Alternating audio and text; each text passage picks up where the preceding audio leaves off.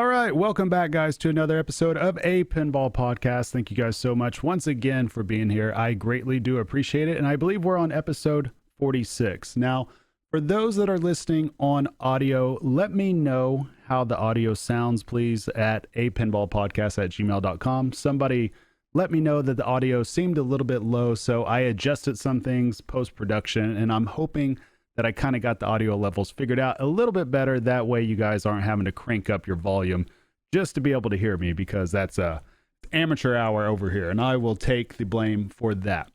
Anyhow, let's just go ahead and hit the ground running. We will be talking about next week tournaments, different thoughts on different possible games coming out, alien thoughts. I'll go ahead and get those out next week. But for today, we are going to 100% focus on the Stern Avengers Infinity Quest code drop that just came out yesterday.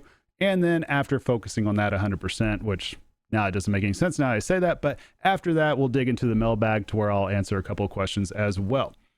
All right, so for those living under a rock or not aware, the Avengers code for Infinity Quest just got to 1.0. And my God, I know what everybody's going to say, and you guys are completely right. I am totally just drinking the Kool-Aid at this point, because I am a huge Marvel fan and I am a pinball fan. And so those two things naturally coming together, it's just, for me, it's just nirvana. I mean, pinball does not get any better than this, especially when the design is created by my favorite game designer. And it just, a lot of things are coming together for this, and life is good whenever I step up to this pinball machine. And it's an excellent experience. And now, lo and behold, that experience has gotten even better. Now that the code is at 1.0, that's basically indicating that, I won't say it's officially done, but pretty much everything that they wanted to get into the game that was planned on getting on there is pretty much in there.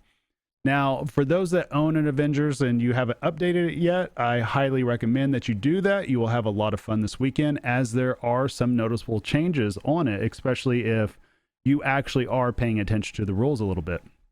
And for those that don't have it, but it's at a local arcade or you have a chance to go play it, I highly recommend making sure that your arcade is up to date, because it does change around some things on the game. And to me, it does make a more complete experience. And so this update, essentially, there's just to give you guys the quick rollover of it, or the quick, I guess the short and quick of what's been done to this update. There's new animations, which whether or not people enjoy that, that's totally up to you. I know obviously animations is seen as the not so good part of this pin. If there's one thing people do find stuff wrong with it, it's definitely the animations. And so that's understandable. Admittedly, it is. There's so many other great parts to the pin, though. So it is what it is. Now, there's also been lots of scoring changes, and this will result in noticeably higher scores for some of you. And this is through different means. The pop bumpers, they'll score a little bit more, just because if you put the reality gem on it, that'll now count it. I think the power gem helps them out a little bit more as well. Super scoring, or super mode scoring, has been increased across the board pretty much also. And that in itself will make the time stone even more important, in my opinion, because utilizing the time stone, you can essentially just keep resetting your timer over and over and over again by a few seconds, just by spamming whatever shot that particular gem happens to be on, with Black Widow being the easiest one to do this with. But you can keep your timers going, so your super combos, your super targets, anything that your disc, stuff like that can just get ginormous points. And now that they're even higher with the scoring, I'm sure that can be a lot of fun as well. Another new one that is huge, in my opinion, and potentially game-changing as well in terms of strategies, in terms of what some people might attempt in a herb format. They have a new Captain Marvel hurry-up, in which she actually finally goes binary, and this will start a hurry-up. I think it's after 2 or 3 ramps to that side. I can't remember exactly what it is, but after you do this, you'll essentially start a hurry-up at both the Black Widow ramp and then back at the Captain Marvel ramp. If you complete both of those, that will actually add an additional 1x to that shot, to the Captain Marvel shot, and that can max out to 5x. And so you can basically just keep building this hurry up to massive points. Now, I can't even imagine what a 10x shot, if you put the Doctor Strange gem, the reality gem on there, how big that shot could potentially get. And then on top of that, and we saw Carl do this just last night on his stream, and I hope that he puts this on YouTube because it was quite amazing, to where you can actually move the soul gem over there too. And when you have a massive collect coming out of any particular mode, the points can just get crazy. But you have to have big brain thinking to do something like that. So that's, I mean, just the Captain Marvel hurry up in itself, very excellent change. I really do like that part. The Space Quest also has a final blow with it that's been added to the Black Widow and Black Panther shots. And this, I was toying around with it yesterday, and it made my scores noticeably higher with that. And so apparently, I don't think that this is on the README file, but from what we could figure out, it appeared that at least 40% of your total mode score will be at that final blow. Now, I haven't tried to multiply that with the reality gem shot. I do know your portal locks, they will not multiply that though. It used to be able to where on the Power Quest, you could do something like that. And I would often try to get my Power Quest gem shot on the left-hand side to where I could just blow up that final blow on that Hulk spinner coming out of that mode. And I think it would be upwards of 15x. And that was essentially my strategy that I just called the Multiverse of Madness strategy, because I had to pull in Doctor Strange for it also. And it was ginormous amount of points, but that seems to be gone, but that's okay. We can work around that a little bit. We'll find other strategies because there's so many different ways to attack this game. Now, Thor Super Jackpots are also up to 20x instead of 5x. For those that aren't familiar with what that is, essentially you'll just get into Thor multi-ball. All your major shots will be lit. You'll hit X amount of major shots and that'll light a letter at the Thor captive ball. You'll hit that captive ball, collects a letter. You spell Thor, that'll light your super jackpot at the Avengers Tower. Then you just kind of rinse and repeat to where you have to hit one more additional shot to light your letter. That's basically all it is. And then you can also spin the disc, and once you spell it strange, that'll get your Add-a-Ball lit at the Sanctum.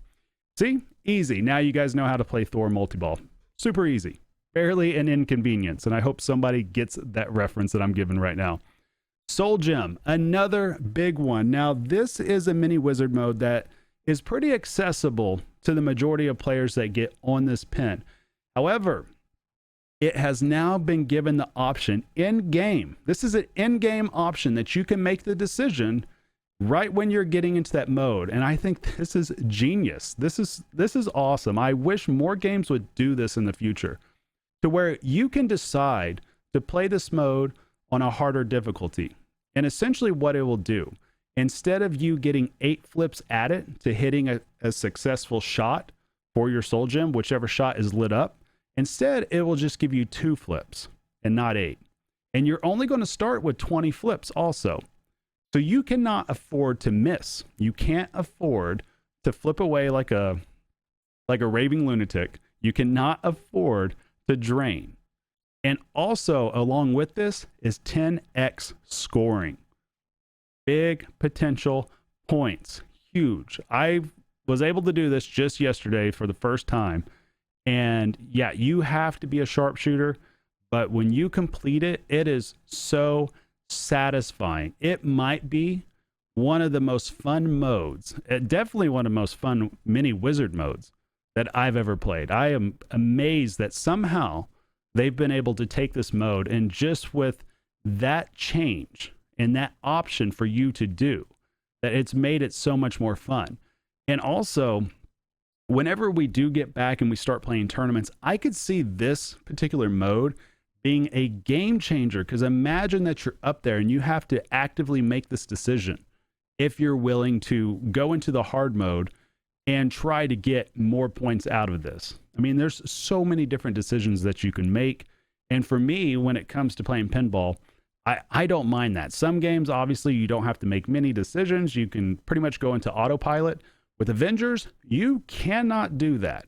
And your game is actively alive the entire game, because if you do something by accident, you light something by accident, you start something by accident, you have to pivot and you have to decide how you want to stack certain things together. And in a competitive setting, I think that that's an excellent thing, because none of the games will be boring to watch. None of them will be boring. of course, a lot of people will kind of start to formulate their own strategies. I'm sure we'll see a predominant strategy start to come out, but I feel like it diverges quick. When you get to mid game, what happens is a lot of these games, especially with modern games, when you get to the mid game portion of that game, you'll still see a lot of tournament player strategies be very similar. I mean, they might have some difference, but the overall concepts are very similar. With Avengers, I don't think we're going to see that. And now that Space Gem has a final blow, that's 40% of the total mode score. Now that you have Soul Gem with a hard mode added onto it, if you want to, that's optional. Now that you have the binary hurry ups, there's just so many different ways to play this. It's amazing. And also another change, if you have all 6 gems collected, you can actually skip the Battle Thanos mode. Now, I think it does automatically skip and you get 1 billion points in place of that, but you go straight to victory laps, which is a 6-ball multi-ball. So essentially, you've already beat Thanos, you have the gems, you might as well just have the party come to you and you're ready to rock and roll. I think that's pretty cool as well. So I really need to dig into that game a little bit more this weekend. I've been playing a lot lately because there are rumors going around, and I'm not going to say too much out loud, but there's rumors that this game is going to be very important for the esports portion of pinball. And I'll go ahead and just say the esports portion of pinball. I'll just say that. So if you have an Avengers, I would say start studying up a little bit and figure out your game as much as possible. All right, so let's see. What else should we talk about? Strategies with that. There's obviously going to be different types of strategies. I think that we have to kind of dig into it a little bit more. I get asked all the time, what is my main strategies on that game? I'll tell you guys, I probably have at least 9 different strategies, legitimately. There's so much that you can do, and some of those, they work really well. Some of them, they don't. Some of them are just fun to do just on my own time. Others might actually be more tournament strategy based. I would say if you are newer to the game and you want a very easy strategy to do, I would say just the World Breaker strategy is my personal favorite, which all that really is when you get the Reality Stone or Reality Gem, I would say just play that first, place it on the Hulk spinner, and then just rip Hulk until your hands fall off. Just keep doing that over and over and over again. What eventually happens after so many spins, you level up Hulk, and then that'll start your Gamma Ray, or it'll light your Gamma Ray spins on that right insert or right switch on the end lane. Lose my train of thought there. And then once you roll over that, that'll light that spinner, and then you can just rip it to shreds. Now, it used to build up to 5x. I think that the new code might limit that to 4x. So the scoring potential may not be as massive, but it's still there. The only thing with the strategy, you have to really cash in. When it's time to cash in and get it set up, you have to cash in, because if you don't, then you pretty much just got a 2x shot on there without too much else going on. But it does still benefit you having it there, because then you can go also, which this is why it's the World Breaker, you can also go into the Power Quest mode, in which your final shot would be on that left spinner as well, to where you could double or even quadruple that score pretty much just based off what you have that Avenger leveled up at on that shot. So that's an easy way to do it. Another way that you can kind of help yourself out along the way, you can do your Mind Gem early on. If you need help completing that, I would highly recommend just bringing in Thor Multi-Ball if you don't have a portal lock or anything like that. And, you could pretty much get through that fairly easily, just hitting one of your shots, which is either I believe it's your Hulk, your Black Widow, Captain Marvel, or Black Panther shot. So you hit one of those shots, and then once you hit that shot, the disc will then light. You hit the disc, and then it'll just go to your next span of shots. And you just repeat that 3 times, and then your final blow will be lit at the Sanctum. Now, I did find this out last night, and this is a nuance I just totally overlooked, but Ray mentioned this just the other day, that if you hit the faster blinking shot, which is pretty much, I believe that's going to be whichever Avenger is actually under mind control from Supergiant, that you would just hit that shot. And from there, you could, once you do that 3 times total per span, or with each span, basically. So you hit that shot, hit the disc, hit that shot, hit the disc. Pretty much you won't have to hit your final shot at the Sanctum. you'll be able to completely defeat the mode. So I have not done that yet. At least I don't think I have. I need to look closer into that, but keep that in mind and see if that works. That might help you out along the way. Now, the reason why I like to do Mind Gym early on in this form is then I like to place it on the Black Widow ramp, which is your left ramp or basically straight up the middle. And I will level that shot up as high as I possibly can, and then I will bring in Reality Gym. Now, the reason for this, I want that shot to be fully leveled up, maxed out, because then once I start Reality Gym, especially if I have portal logs, if I have another 2 or 3x on that playfield due to an extra portal lock ball being in play, I will then rip the disc. We'll build up the overall mode up to 7x total because you're ripping that disc and each letter counts as playfield X essentially, or shot X. And from there, you'll just hit the Mind Stone or your action button for, your Mind Gym that's been just leveled all the way up. And guess what? Boom, you're out of the mode and you've completed it and you have a crap ton of points to show for it. So that's easy ways right there to kind of build something for you. And that might give you guys a little bit of a foundation to look at, to play around with. But there's many other different strategies as well, because a lot of these gyms and a lot of these different shots, they really go in well and they're very cohesive together. And I highly recommend just kind of looking through it, kind of figuring it out, just play around with it. And I'm sure you guys will come up with your own strategies as well. Now, if you do have a particular strategy that I have not mentioned, feel free to comment down below and let me know what that is. All right, so we're just going to jump straight into the mailbag time so I can answer some of your guys' questions. But first, I'm going to get a drink of green tea. All right, we're all good now. All right, so Matthew on YouTube, he said, I have a Iron Maiden Pro and a Jurassic Park Pro. Next up to buy is Avengers Infinity Quest Pro. The only thing holding me back is, do they all shoot to Elwyn-ish? I think Jurassic Park is perfect, my favorite pin ever. What's your take on Keith's games? You have them all. Can you fill, shoot the same? Can they fill, shoot the same? Thanks for the video. Stay safe. Well, thank you for the comment, Matthew. I actually, just to clear the record, I actually do not have a Jurassic Park. I originally ordered one, but I ended up backing out on the LE due to certain, well, I'll just say issues, but that's neither here nor there. But I do have significant time on that machine, especially because it's on location just down the road from me. But I do have Elwyn's other 2 games behind me, Iron Maiden and Avengers. Now, I would pretty much say Elwyn games are interesting in the fact that they're similar, but they're not. And I hope that that's not too confusing for people that haven't been able to play all of his games. But you can see that there's certain aspects that he puts into every single game, whether it's an upper flipper, whether it's some type of captive ball shot on there, whether it's, just ramps that are going every which direction. I mean, that you can see the elements in there that come in game to game. But at the same time, I don't feel like that they shoot exactly the same. And there's certain times that I feel like, it's like, take for instance, if I look at Iron Maiden right next to Avengers Infinity Quest, it's weird because Iron Maiden, when I look at that playfield, it feels like that even though it's a standard body, somewhat to me, and this is going to sound weird to some of you guys, but it feels like to me it's even smaller than a standard body. Like it's narrow. And I don't know why that is. Maybe it's just kind of, because of the up the middle shot where it's located and then the spinner that's right next to it. Maybe that's why I feel that way. But then when I look over at Avengers Infinity Quest, it almost feels like a wide body in a standard body. It really does. That playfield just feels so expansive, but yet so quick at the same time. And I think that's what really makes it unique. So I would say that you are going to find similar elements, but I think you're also going to find more differences in your overall experience.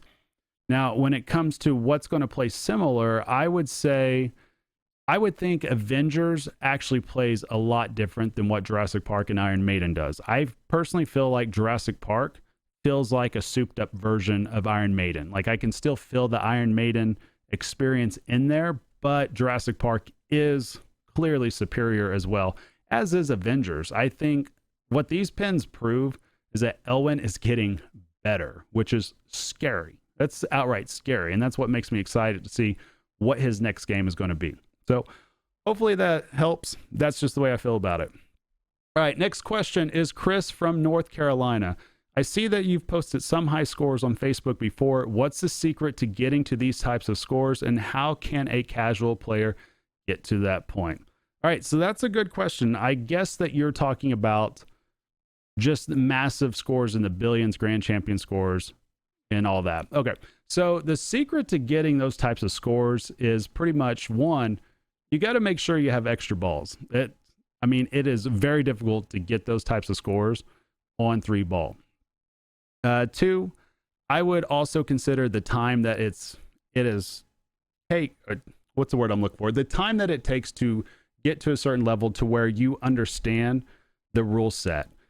A lot of these games where you see those high-end scores from anybody, not just me, from anybody, they don't happen by accident. There might be one or two that sneak in there, but a lot of times people are well aware what the rule set does and how it goes together. A great example of this is Escher Lefkoff on Batman 66. If you guys haven't heard about that, this kid will put up billions upon billions upon billions. We're talking running away with 50 plus billion on Batman. And it's because he has a very particular way that he's going to approach it and very particular things that he's going to stack together.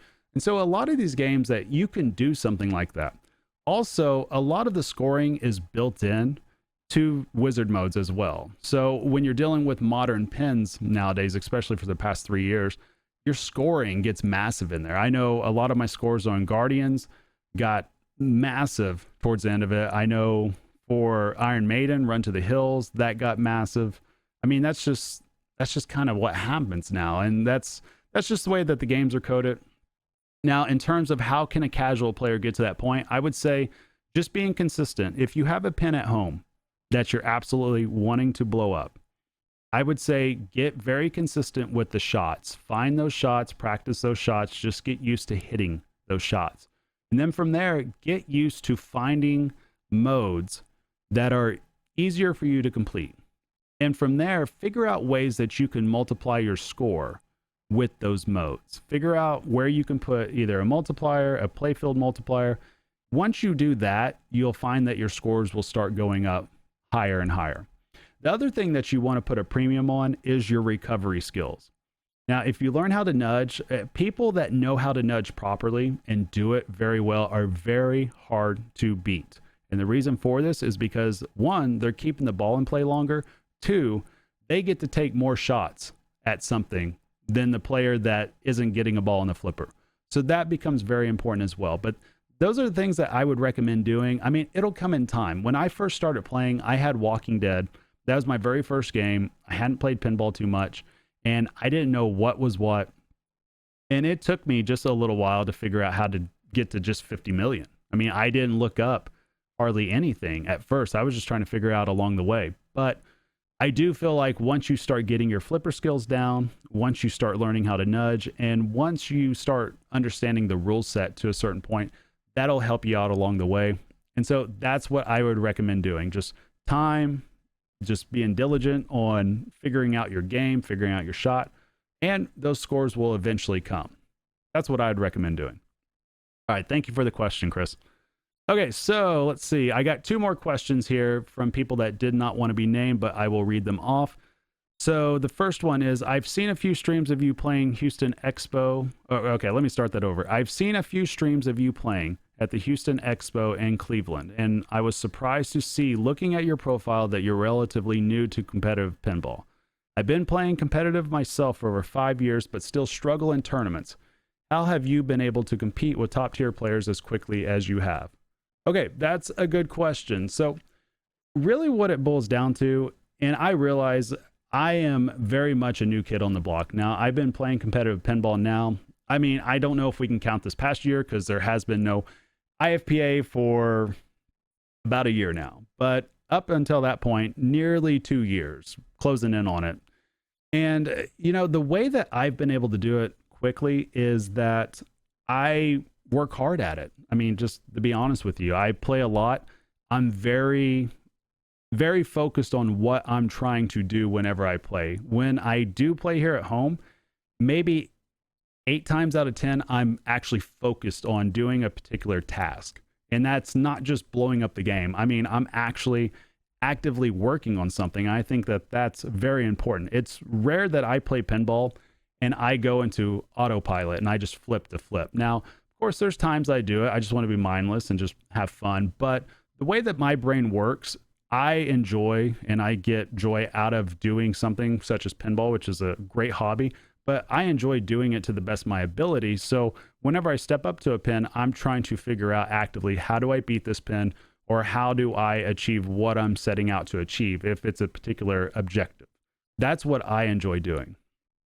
And I'm well aware that those are things that I have to do because I'm so far behind a lot of these players that play on the circuit. I mean, the fact is that some of them got upwards of 10 plus years on me. I think some of them even 15 plus years. And that's a lot of experience. And experience is huge. When you've been in those spots before, you kind of know what to expect and you can draw on those experiences that can help you in that particular moment.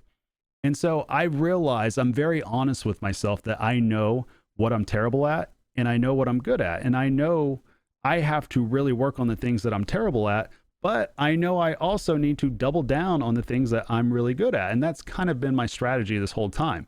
Now, I will say I have a little bit of a built-in cheat early on playing pinball just because I played baseball for close to 2 decades. And so doing something that long, nearly year-round with off-season workouts, playing games, traveling a lot, being around a lot of high-end players when I was younger, there was an extreme need to have high-end eye coordination is what I'm trying to say. Like, I'm not even talking about just hand-eye coordination, but just high-end eye coordination. I mean, just tracking stuff without even moving, because you have to understand different angles when it comes to baseball. You have to make very much educated guesses based on the spin of a ball, based on the speed of a ball. And I found that carries over to pinball. So any of the pins that I play now, nothing ever seems fast to me. I've had maybe one game overall that actually felt fast, and I was able to adjust to it fairly well after about 1 or 2 games on it. And that was at Nationals back in Vegas, and I believe that was Star Wars out of all the games. So it took me about 2 or 3 games. I think the 3rd round I finally figured it out, or maybe it was the 2nd round I figured it out. But I mean, that's kind of what it's all about, and that's helped me a lot, a whole lot. Just knowing the speeds, knowing how to track a ball, knowing how to slow the game down. So that's pretty much where it's been. All right, so next question. And sorry guys if I'm stumbling over my words so much. I've got cotton mouth just so bad. And I don't want to just keep drinking on stream or on the podcast, but I've got to do it one more time, guys. All right, we're good. Green tea's gone. All right, last question, and we'll wrap this up. I recently bought an Avengers Infinity Quest for my family, but my wife and kids are having a really difficult time playing it as the shots are hard and the rules are difficult to grasp. I feel like this game is too hard, and I'm thinking about trading it for a different game. Is there any way I can make this game more accessible to my family? All right, excellent question. And I see this a lot. And I actually read a post on Facebook on one of the groups, Pinball Enthusiasts, I think. There was actually somebody with the exact same game, the exact same issue. So I don't know if you're the same person, but here's what I would say. And this goes for any game. If you guys have games at home and you're worried about them being either too difficult for you or too difficult for your family, there are multiple things that you can do to make it easier. And what I'm going to say is, let's just go with, if it's too difficult for your family, I would highly recommend switching the game to 5 balls. I know that sounds crazy to some people that just think modern games should just be 3, but for these purposes of making the game fun and making it to where it can last a little bit longer, I would do that. I would also increase the ball save times. I would consider closing your out lanes. You can move those posts and make it smaller. If it's already on its lowest setting, I would look at increasing the size of your rubber on those posts right there. That way it kind of gives it a little bit of a bumper. Now, I wouldn't go as far as the TMNT hack I've seen people doing, where you're putting a rubber on the side of your playfield. I wouldn't recommend doing that. But there's certain things you could do to help increase the size of the rubber that can keep the ball in play a little bit. I would also dig into the features and adjust your modes. Make them easier to start, make them easier to complete. make the multi-balls more accessible. And that's the way that I would do it. Just go through all that. And I think that you'll find that that game will be a lot easier to deal with right there. And I know, shockingly enough, whenever I mention that to people, a lot of people don't even realize you can go into the features and make all those adjustments. But you can. They're all in there. You can change the game to however it suits you. Make it a little bit easier for yourself. Get to where you can kind of see more parts of the game and get to where you can understand the shots a little bit better. All right. So that's all I got. We're going to wrap it up right there, guys. Thank you guys so much for being here. Please, if you have not already, leave a like on this video. I greatly do appreciate it. If you have any more questions, just send them to me either at APinballPodcast@gmail.com, or you can leave a comment down below. But yeah, that's all I got. You guys have a great weekend. Play yourself some pinball. And yeah, that's it. I'll see you guys later. Later, guys.